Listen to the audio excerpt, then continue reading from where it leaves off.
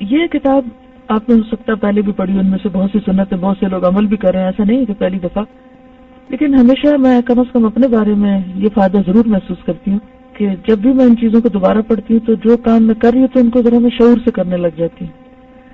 یعنی کر پہلے بھی رہتا ہے لیکن کیا ہوتا ہے ذرا تازہ ہو جاتا ہے اور پھر انسان ذرا سوچ سمجھ کے وہ چیز کرنے لگ جاتا ہے. اسے عبادت کے اندر یا عمل کے اندر ایک تازگی آتی ہے. ہر چیز کو تازہ کرنے کی ضرورت ہوتی ہے نا. بعض اوقات آپ اچھے والے کپڑوں کو استری شروع کر دیتے ہیں، کیوں؟ فریش کرنے کے لیے. نمبر 7 ہے غسل جنابت، تیمم اور مسواک. غسل جنابت کرتے وقت یعنی پیریڈز کے بعد یا شوہر بیوی کے جسمانی تعلق کے بعد جو غسل ہوتا ہے اسے غسل جنابت کہتے ہیں. عام روز ڈیلی بات یا شاور کو نہیں غسل جنابت کہتے بلکہ پاک ہونے کے لیے جو غسل کیا جاتا ہے. غسل جنابت کرتے وقت پہلے دونوں ہاتھوں کو دھوئیے. وہ کیوں؟ ہاتھ کیوں پہلے دھوئیے؟ دیکھیے ہاتھوں کے ذریعے آپ باقی چیزوں کو پاک کرنا ہے آپ کو، تو سب سے پہلے جس چیز کو آپ پاک کرنے کے لیے استعمال کریں اسے پاک ہونا چاہیے. جس کھانا پکانے لگتے ہیں سب سے پہلے کیا کرتے ہیں؟ ہاتھ دھوتے ہیں. اسی طرح کھانے لگتے ہیں تو پہلے ہاتھ دھوتے ہیں. پھر دائیں ہاتھ سے بائیں ہاتھ پر پانی ڈال کر شرمگاہ صاف کیجیے، یعنی استنجا کیجیے. استنجا بائیں ہاتھ سے کرنا چاہیے. پھر ہاتھ مٹی پر مار کر یا صابن سے دھوئیے. یعنی بعض جگہوں پر صابن اویلیبل نہیں ہوتا تو ایسی صورت میں مٹی بھی پاک کرنے والی ہے. اس کے اندر بھی ایسی صلاحیت ہے کہ وہ بیکٹیریا کو کل کر سکتی ہے. جیسے کتے کے لعاب کو بھی پاک کرنے کے لیے مٹی سے مانجنے کے لیے کہا گیا. پھر نماز جیسا وضو کیجیے. ٹھیک ہے، پاؤں دھوئے بغیر، یعنی ہاتھ دھوئیں کلی کریں، ناک میں پانی ڈالیں، منہ دھوئیں، بازو دھوئیں، تو ایک طرح سے وضو کر لیں استنجا کے بعد. اس کے بعد ہاتھوں کی انگلیوں سے سر کے بالوں کی جڑوں کو پانی سے تر کیجیے، کیونکہ غسل جنابت میں جسم کا ایک ایک بال کی جڑ گیلی ہونی ضروری ہے. اگر ایک بال برابر بھی جگہ خشک رہ گئی تو غسل نہیں ہوگا. اور انگلیوں کے پوروں سے جڑوں تک کیوں؟ تاکہ اچھی طرح مل کے اندر کے حصوں کو بھی دھویا جائے، خصوصاً جب بال تھک ہو. اور 3 چلو یعنی 3 دفعہ سر پر پانی ڈالیے. شاور میں تو آپ ایک دفعہ کھول کے کھڑے ہو جاتے ہیں، جتنا مرضی پانی بہاتے جائیں، لیکن دنیا میں ہر انسان کے پاس شاور کی سہولت نہیں ہوتی اس طرح. لہذا جو لوگ کپ سے یا مگ سے، یا ایون کپ اور مگ بھی نہیں کسی کے پاس، تو وہ کیا کریں گے؟ ہاتھ سے چلو میں پانی ڈال کے سر پہ کم از کم 3 دفعہ ڈالیں گے. جن لوگوں کے پاس پانی کی کمی ہوتی ہے وہ صحیح طور پر پانی استعمال کرنا جانتے ہیں اور وہ ہو جاتا ہے. پھر سارے بدن اور سر پر پانی بہائیے. اور خاص طور پر یہ جو 3 دفعہ پہلے ڈالنے کی بات ہے نا، اس سے ایک طرح سے وہ بالوں کو گیلا کریں گی، یعنی کہ بالوں کی جڑوں کو تر کرنا ہے. ابھی پانی پھر دوبارہ بھی بہائیں گے. جیسے تیل لگاتے ہیں نا، تو تیل کتنا ہوتا ہے؟ 3 چلو. تھوڑا سا ساری جڑوں کو لگ جاتا ہے نا، تو اسی طرح تھوڑا سا پانی بھی ساری جڑوں کو لگ جائے گا. تو 3 چلو سے پوری ایک دفعہ گیلا کر لیں اس کو، تاکہ تسلی ہو جائے، اطمینان ہو جائے کہ ہر چیز گیلی ہو گئی. پھر اس کے بعد پانی بہا لیں گے آپ. اور آخر میں پھر سارے بدن اور سر پر پانی بہائیے اور آخر میں دونوں پاؤں دھوئیے. یعنی وضو پہلے ہو جائے گا، پھر سارے جسم پہ پانی ڈال جائے گا، اور پھر آخری کام جو نہانے میں ہونا چاہیے وہ پاؤں کا دھونا ہے، کیونکہ ویسے بھی ساری نجاستیں پاؤں پہ آ کے رک جاتی ہیں، تو اس لیے آخری کام پاؤں کی صفائی ہے. غسل جنابت میں پانی ناک کے اندر اور سر اور داڑھی کے بالوں کی جڑوں تک پہنچانا ضروری ہے. یہ بہت ضروری اہم حصہ ہے.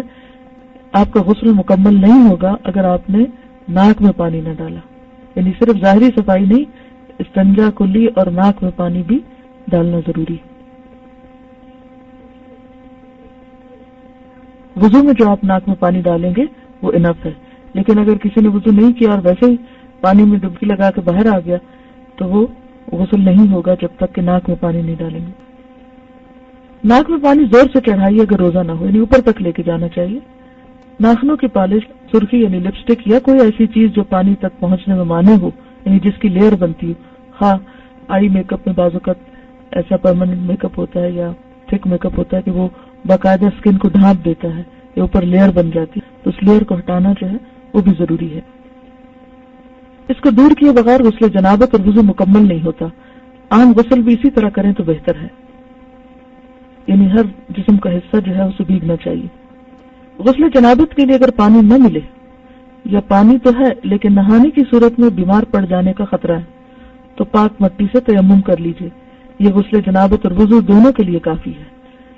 ٹھیک ہے، یعنی اگر آپ ناپاک ہیں، نہانے کی ضرورت ہے، پانی نہیں یا آپ بیمار ہیں تو اس صورت میں ایک ہی دفعہ تیمم کر کے آپ نماز پڑھ سکتے ہیں. ایک تیمم غسل اور وضو دونوں کے قائم مقام ہو جائے گا.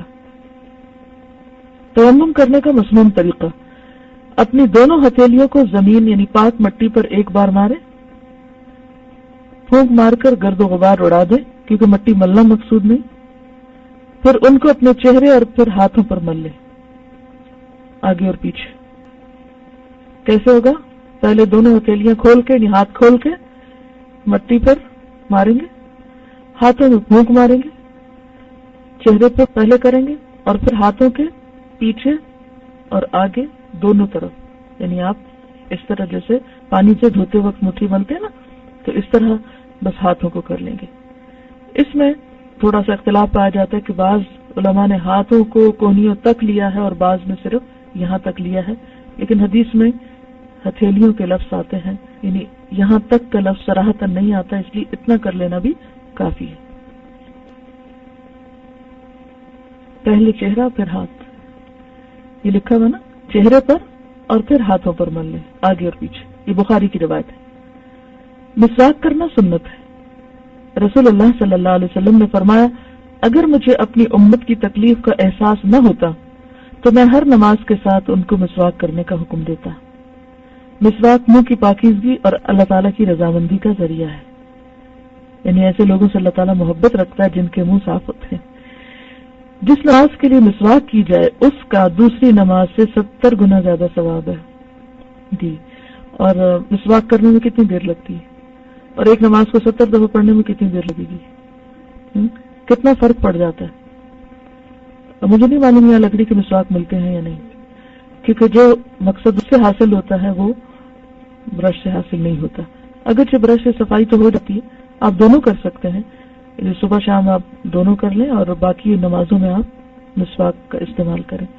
اگر کسی کو نہیں آتا مسواک کرنا تو وہ دوسرے سے سیکھ لیں.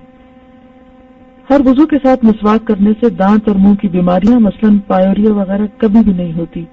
یہ یعنی مجرب عمل ہے. مجرب کا مطلب یہ تجربہ شدہ پروفڈ بات ہے کہ جو لوگ مسواک کی پابندی کرتے ہیں اور خصوصاً 5 نمازوں کے ساتھ، وہ منہ کی ساری بیماریوں سے محفوظ رہتے ہیں. اور آپ دیکھیے کہ باقی جسم کی بیماریاں بھی کہاں سے شروع ہوتی ہیں؟ منہ سے شروع ہوتی ہیں، کیونکہ گندے منہ میں اگر کچھ کھاتے ہیں تو وہ معدے میں چلا جاتا ہے اور پھر معدے سے سارے جسم میں پہنچ جاتا ہے اور اس طرح بیماریوں میں اضافہ ہوتا ہے.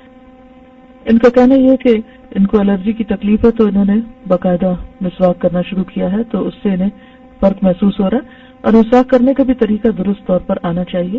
اس میں یہ ہے کہ نبی صلی اللہ علیہ وسلم دائیں سے بائیں کیا کرتے تھے. دوسری بات ہے کہ آپ صرف دانتوں کو نہیں بلکہ زبان پر بھی مسواک کرتے تھے، یعنی جب وہ سافٹ ہو جائے تو اس کو آگے تک. حضرت عائشہ فرماتی ہے کہ آپ کی مسواک کرنے کے بعد او کی جو آواز ہے وہ میں سنا کرتی تھی، یعنی جیسے انسان وامٹ کرتا ہے اور اس کے معدے سے جو علاشیں ہیں باہر آتی ہیں، اسی طرح اگر آپ حلق کے اندر جہاں تک آپ مسواک لے جا سکیں، اگر اپنے جو یہاں گلینڈز ہیں ان کو بھی تھوڑا سا اسٹیمولیٹ کر دیں تو یہ صحت کے لیے بہترین طریقہ ہے. منہ کی ایکسرسائز بھی ہے، ٹنگ کلیننگ بھی ہے، اور اس کے علاوہ بیماریوں سے بچنے کا ذریعہ، سب سے بڑھ کر اللہ تعالیٰ کی رضامندی کا ذریعہ ہے. تو انشاءاللہ تعالیٰ آپ اپنے پاس لکھ لیجئے، اور مسواک ملتے کہاں سے ہیں یہ بھی ذرا اگر سب بتا دیجئے. کسی بھی علاقے میں جہاں انسان رہتا ہے وہاں کی مٹی کی جو چیزیں ہوتی ہیں وہ انسان کی صحت کے لیے بہت مفید ہوتی ہیں. جی فریش والی ٹرائی کر کے دیکھیں بھلا کیا اس کا اثر ہوتا ہے. ایک ہوتی ہے آئیڈیل سچویشن، پی لو زیتون، ٹھیک ہے بہت اچھے، لیکن اگر وہ نہیں اویلیبل تو اس صورت میں لوکل ٹریز کی بھی ٹرائی کریں، ایکسپیرینس کریں، اور اگر کسی کے پاس علم ہو تو وہ دوسروں کو بھی اپنے علم سے فائدہ پہنچائے تو انشاءاللہ زیادہ بہتر ہے. الہدا کے پاکستان میں تقریباً تمام اسٹالز پر مسواک لازم ہوتا ہے انشاءاللہ. یاد رکھیے کہ پاؤڈر وغیرہ سے تیمم نہیں ہوتا، مٹی سے. پکی ہوئی مٹی سے تو نہیں ہو سکتا نا، مٹی جو ہے وہ تو مٹی ہونی چاہیے. جب یہ حدیث میں آیا کہ آپ اس کو پونگ مار کے اڑائیں تو اس سے کیا پتہ چلتا ہے کہ مٹی ہاتھ پر لگے. اگر آپ سیمنٹڈ دیوار کے اوپر کر رہے ہیں اور اس کا کوئی حصہ آپ کے ہاتھ پہ لگ ہی نہیں رہا، یا آپ کسی کپڑے پہ کر رہے ہیں تو وہ بات نہیں بنے گی. ہاں گاڑی کے باہر کوئی ڈسٹ ہے یا شیشے پہ بھی اگر ڈسٹ پڑی ہوئی ہے تو وہ ڈسٹ آپ کے ہاتھ کو لگ جاتی ہے اور پھر پھونک سے اڑا دیتے ہیں تو مقصد پورا ہو جاتا ہے.